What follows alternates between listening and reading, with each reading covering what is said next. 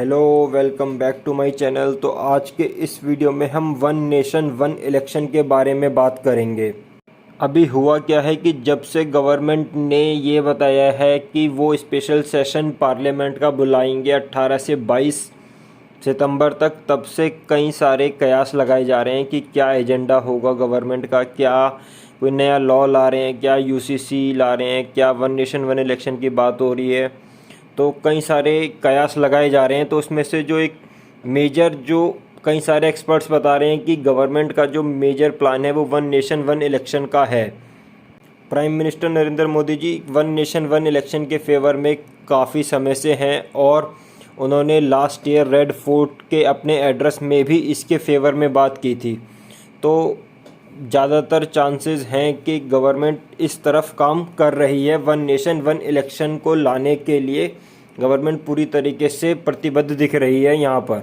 इसी की तरफ आगे बढ़ते हुए अभी सेंट्रल गवर्नमेंट ने एक कमेटी भी बनाई है पूर्व राष्ट्रपति रामनाथ कोविंद जी की अध्यक्षता में, जो कि वन नेशन वन इलेक्शन के टॉपिक के बारे में पूरी तरीके से जांच करेगी और इसकी फिजिबिलिटी के बारे में भी जांच करेगी और अपनी रिपोर्ट सेंट्रल गवर्नमेंट को सौंपेगी कि क्या होना चाहिए, वन नेशन वन इलेक्शन को क्या इम्प्लीमेंट करना चाहिए या नहीं। तो ये कमेटी जल्द ही अपनी रिपोर्ट सौंपेगी। कमेटी में 8 मेंबर हैं। इसके प्रेसिडेंट जो हैं फॉर्मर प्रेसिडेंट रामनाथ कोविंद जी इसके अध्यक्ष हैं। हमारे होम मिनिस्टर श्री अमित शाह जी एक मेंबर हैं। अधीर रंजन चौधरी भी मेंबर हैं। गुलाम नबी आज़ाद कांग्रेस के पूर्व नेता और सुभाष कश्यप जो कि पूर्व लोकसभा सेक्रेटरी जनरल रहे हैं। हरीश साल्वे जो कि सीनियर एडवोकेट हैं काफ़ी। Sanjay Kothari farmer centre vigilance commissioner रहे हैं और एनके सिंह जो 15th फाइनेंस कमीशन के अध्यक्ष थे, वो सभी मेंबर हैं। बट अधीर रंजन चौधरी ने ये कहा है कि वो इस पैनल के मेंबर नहीं बनेंगे और उन्होंने and he opted out of the committee. But अगर कमेटी में कोई लॉ कमिश्नर जो फॉर्मर अगर लॉ कमीशन के मेंबर्स होते या कोई सुप्रीम कोर्ट या हाई कोर्ट के जजेस होते तो ज़्यादा बेटर होता। अभी कमेटी में जो ज़्यादातर मेंबर हैं वो कहीं ना कहीं रूलिंग पार्टी के फेवर में दिखते हैं, तो ये कहीं ना कहीं एक बायस्ड कमेटी सी लगती है। तो इसका जो चयन है मेंबर्स का वो कहीं ना कहीं वो अप्रोप्रिएट तो नहीं दिख रहा है पहली नज़र में। अगर हम वन नेशन वन इलेक्शन के कॉन्सेप्ट की बात करें तो ये कोई नया कॉन्सेप्ट नहीं है। इंडिया में ऐसा नहीं है कि ये कोई पहली बार होने जा रहा है। एक्चुअली इंडिपेंडेंस के बाद जब 1952 में हमारे यहाँ पहले जनरल इलेक्शंस हुए थे, तब से लेकर 1967 तक वन नेशन वन इलेक्शन वाला कॉन्सेप्ट पूरी तरीके से लागू था। लोकसभा और स्टेट असेंबलीज के इलेक्शन एक साथ होते थे पहले से ही। 1967 तक ये प्रोसेस अच्छा चल रहा था। पर ये जो साइकिल थी, ये साइकिल सबसे पहले जो टूटी है वो केरला में टूटी जब नेहरू गवर्नमेंट ने आर्टिकल 356 का इस्तेमाल करके प्रेसिडेंट रूल लगा के केरला की स्टेट गवर्नमेंट को डिसमिस कर दिया 1959 में। तो वहाँ पे फिर चुनाव कराने पड़े बाद में और इसी वजह से ये साइकिल साइमल्टेनियस इलेक्शन की वहाँ से टूट गई। और उसके बाद जब सेंट्रल लेवल पे कांग्रेस पार्टी वीकन हुई तो कई सारे डिफेक्शन देखने को मिलते हैं। आयायाम गयाराम वाली पॉलिटिक्स बहुत ज़्यादा देखने को मिलती है। कई सारी स्टेट असेंबलीज़ को डिज़ोल्व किया गया उनके टर्म से पहले। तो इस वजह से क्या होता है कि सेपरेट लोकसभा और असेंबली इलेक्शन होने स्टार्ट हो जाते हैं 67 से। और ये जो साइमल्टेनियस इलेक्शन की जो साइकिल थी ये ब्रेक ऑफ हो जाती है और तब से लेकर अब तक कोई भी साइमल्टेनियस इलेक्शन नहीं हुए हैं। तब से अलग अलग ही होते आ रहे हैं लोकसभा और स्टेट असेंबली के इलेक्शंस। अगर हम अब प्रेजेंट लेवल पे बात करें, प्रेजेंट टाइम पे बात करें तो केवल 4 ही असेंबलीज़ ऐसी हैं जहाँ के इलेक्शन लोकसभा के साथ होते हैं, जो हैं आंध्र प्रदेश, उड़ीसा, अरुणाचल प्रदेश और सिक्किम। इन्हीं की साइकिल जो है अब लोकसभा के साथ बिल्कुल ठीक बैठती है। ये ही 4 राज्य बचे हैं जो लोकसभा के साइमल्टेनियस इलेक्शन में साथ जाते हैं, यही 4 राज्य, बाकी और कोई नहीं, क्योंकि सबके टर्म्स अलग अलग हैं। इस टॉपिक पे डिबेट बहुत पहले से चलती आ रही है। 1983 में इलेक्शन कमीशन ऑफ इंडिया ने भी साइमल्टेनियस इलेक्शन के बारे में सजेशन दिया था कि हमें साइमल्टेनियस इलेक्शन होल्ड करने चाहिए। 2003 में जब प्राइम मिनिस्टर श्री वाजपेयी जी थे, उन्होंने भी इस मैटर को देन अपोजिशन लीडर जो थी कांग्रेस प्रेसिडेंट सोनिया गांधी, उनसे डिस्कस किया इस मैटर को। और इसकी फिजिबिलिटी के बारे में बात की, बट कोई रिज़ल्ट नहीं निकल के आया। फिर 2010 में लाल कृष्ण आडवाणी जी ने भी इस मैटर को फिर then prime minister Manmohan Singh ji से डिस्कस किया, पर उस टाइम भी कोई ऐसा मैटर नहीं निकल के आया। बट प्राइम मिनिस्टर जो हैं इस आइडिया के काफ़ी फेवर में हैं, नरेंद्र मोदी जी, और वो तो रेड फोर्ट से अपने एड्रेस में भी इसके फेवर में बातें कर चुके हैं। और यहाँ तक कि ये बीजेपी के इलेक्शन मैनिफेस्टो जो था 2014 का लोकसभा इलेक्शन का, उसमें भी उन्होंने प्रॉमिस किया था कि अगर बीजेपी पावर में आएगी तो वो वन नेशन वन इलेक्शन के बारे में बात करेगी नहीं, उसको इम्प्लीमेंट करने की कोशिश करेगी और इम्प्लीमेंट करेगी भी। अब एडवांटेज देखते हैं, वन नेशन वन इलेक्शन अगर होता है, अगर ये इम्प्लीमेंट होता है तो इसके क्या एडवांटेज हो सकते हैं। तो सबसे मेजर एडवांटेज तो यही होगा कि जो एक्सपेंडिचर है, ओवरऑल एक्सपेंडिचर जो है इलेक्टोरल प्रोसेस पे, वो काफ़ी कम हो जाएगा। अभी क्या होता है कि हर 6 महीने में इलेक्शन हो रहे हैं, तो जब बार बार इलेक्शन होते हैं तो पैसा लगता है। तो एक बार अगर होगा तो एक ही बार होके सब कुछ, मतलब एक्सपेंडिचर काफ़ी कम हो जाएगा। कि भाई अगर बार बार इलेक्शन होते हैं तो हमें एडिशनल फोर्सेस को डिप्लॉय करना पड़ता है, सिक्योरिटी फोर्सेस को। कई सारे जो गवर्नमेंट ऑफिसर्स हैं, जैसे टीचर हुए या और सारे जो डिस्ट्रिक्ट लेवल के एडमिनिस्ट्रेशन है, वो उनको अपॉइंट करना पड़ता है, तो उनका भी काम रुकता है।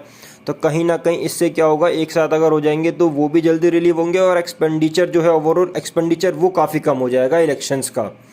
और जो सेकंड जो मेजर एडवांटेज इसका हमें देखने को मिलेगा, वो देखने को मिलेगा मॉडल कोड ऑफ कंडक्ट। अभी क्या होता है कि जब बार बार इलेक्शन होते हैं तो बार बार मॉडल कोड ऑफ कंडक्ट लग जाता है, और जैसे ही मॉडल कोड ऑफ कंडक्ट लगता है तो गवर्नमेंट पे वो बाइंडिंग हो जाता है कि गवर्नमेंट इसके बाद कोई नया अनाउंसमेंट, कोई नई पॉलिसी डिसीजन नहीं ले पाती। तो उससे क्या होता है, एडमिनिस्ट्रेशन सफ़र करता है, यानी कहीं ना कहीं गवर्नेंस बैकसीट पे चली जाती है और इलेक्शन वाली बातें आगे आ जाती हैं। तो ये भी एक मेजर एडवांटेज होगा अगर एक one nation one election implement होता है तो। और सबसे बड़ी बात क्या होगा, एक मेजर बेनिफिट ये भी होगा कि वोटर टर्नआउट बहुत बढ़ेगा। अभी क्या होता है कि हर जगह जब बार बार इलेक्शन होता है तो लोग कहीं ना कहीं, वोटर टर्नआउट अभी हमारी कंट्री में काफ़ी कम है। अभी जैसे लास्ट जनरल इलेक्शन में जो मेजर जो वोटर परसेंटेज था वो अप्रॉक्सीमेटली 67% के आसपास था। और कई सारे, अगर हम असेंबलीज इलेक्शन में बात करें तो जैसे अभी रिसेंट कर्नाटका इलेक्शन हुआ था, वहाँ पे भी सिर्फ 72% के आसपास ही वोटर टर्नआउट था। और इसमें भी जो बड़ी बड़ी सिटीज़ हैं जैसे बेंगलुरु, बॉम्बे, दिल्ली, कलकत्ता, जो मेट्रोपॉलिटन सिटीज़ हैं, वहाँ पे वोटर टर्नआउट और कम रहता है। अब मेजॉरिटी जो है वो 50% तक ही टच कर पाता है।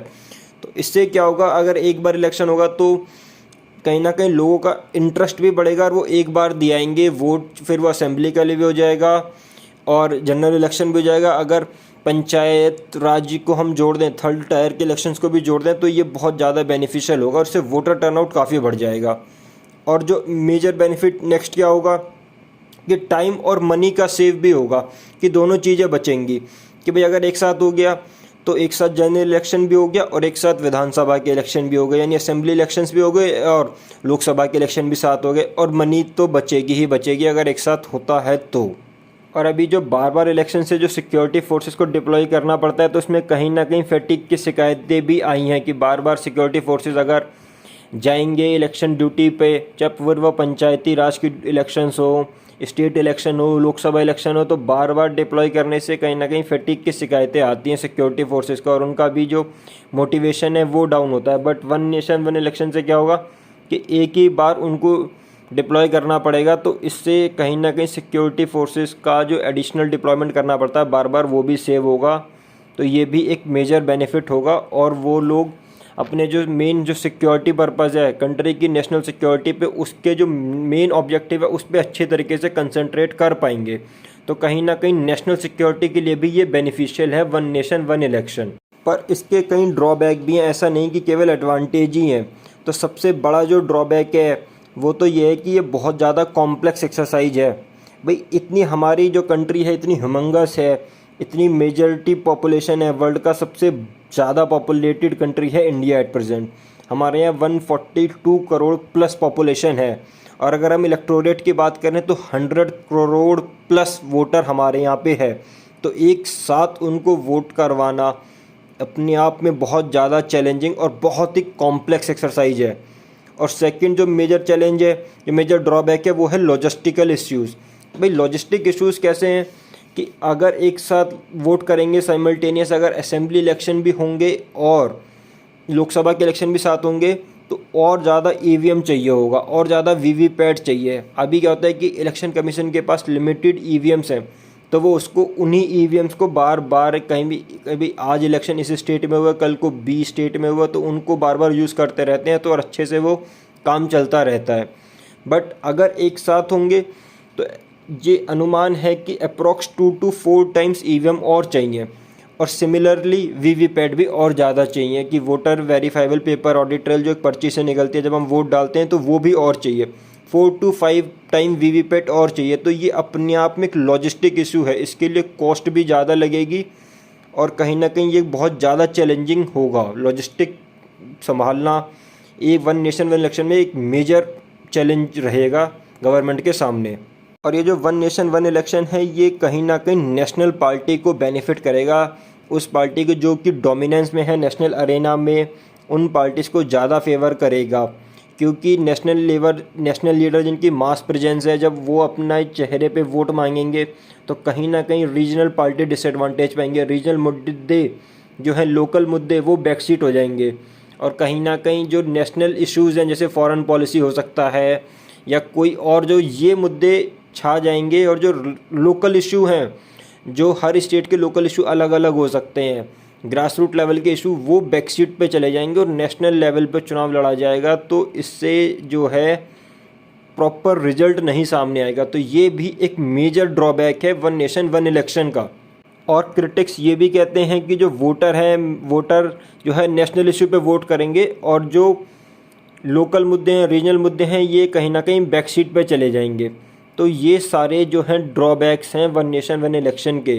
तो ऐसे ही नहीं कि केवल बेनिफिट ही हैं, इतने सारे ड्रॉबैक हैं वन नेशन वन इलेक्शन के। हमने एडवांटेज और डिसएडवांटेज तो देख लिया, पर कई सारे चैलेंजेस भी ये लेके आता है वन नेशन वन इलेक्शन को इम्प्लीमेंट करना। सबसे जो मेजर चैलेंज है वो ये है कि कम से कम कुछ नहीं तो 5 कॉन्स्टिट्यूशनल अमेंडमेंट चाहिए इस चीज़ को इम्प्लीमेंट करने के लिए। और वो 5 कॉन्स्टिट्यूशनल अमेंडमेंट किस में चाहिए? आर्टिकल 83 में चाहिए, 85, 172, 174 और 356।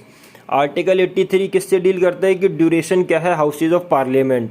तो इसमें हमें अमेंडमेंट करने की ज़रूरत पड़ेगी अगर हम इस चीज़ को इम्प्लीमेंट करते हैं तो।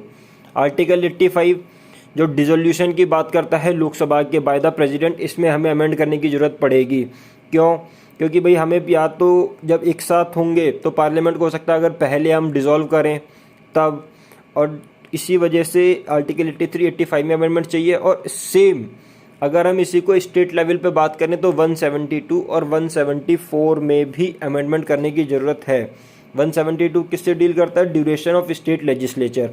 अब इसमें अगर एक चीज़ अभी नोटिस करें, जैसे अभी कर्नाटका में इलेक्शन हुए हैं, अभी कुछ ही महीने हुए हैं, बेसिकली अगर मान के चले 5-6 महीने हुए हैं कर्नाटका में असेंबली इलेक्शन को ख़त्म हुए, और अभी नई गवर्नमेंट सिर्फ और सिर्फ 5-6 महीने से ही है। अगर लेट सपोज अगले साल 2024 में वन नेशन वन इलेक्शन होता है तो क्या एक साल में इस गवर्नमेंट को डिसॉल्व करना पड़ेगा जब इसके पास अभी पूरा 4 ईयर का पीरियड बचा हुआ है? तो हम क्या इसको अभी से डिसॉल्व कर देंगे? कुछ बेनिफिट नहीं। और पिछला इलेक्शन में जो पैसा लगा, सब कुछ लगा, लोगों की जो रिसोर्सेज लगी, जो लोगों ने वोट किया, जो लोगों ने गवर्नमेंट चुनी, वो सब वेस्ट हो जाएगा। और अगर एज लेट सपोज कि अभी नवंबर में 5 राज्यों में चुनाव होने, जिसमें राजस्थान, मध्य प्रदेश, तेलंगाना, मिजोरम और छत्तीसगढ़ है, तो अगर इसमें फिर चुनाव करवाएंगे क्यों? अगर 5 राज्यों में अभी करवा देते हैं, फिर वन नेशन वन इलेक्शन की भी बात करेंगे तो हो सकता है कि इनके असेंबली की जो टर्म है उनको एक्सटेंड करना पड़े। नेक्स्ट ईयर में लोकसभा के साथ सिंक करने के लिए इनको एक्सटेंड करना पड़ेगा इनके टर्म्स को असेंबली के। तो कहीं ना कहीं ये बहुत ज़्यादा चैलेंजिंग एस्पेक्ट बनेगा, ये इतना ईजी नहीं है। तो 174 में भी अमेंडमेंट की ज़रूरत पड़ेगी, 172 में भी अमेंडमेंट की ज़रूरत पड़ेगी। और आर्टिकल 356 जो कि प्रेसिडेंट रूल की इम्पोजिशन की बात करता है स्टेट में, इन सब में भी अमेंडमेंट की ज़रूरत है। और मेजर बात, ये सिर्फ अमेंडमेंट ही नहीं कि केवल पार्लियामेंट ने अमेंड कर दिया तो हो गया, क्योंकि ये एक ऐसा टॉपिक है, ऐसा सेंसिटिव टॉपिक है, और ये फेडरल इश्यू है अपना आप में, इससे स्टेट्स भी इफेक्ट हो रहे हैं।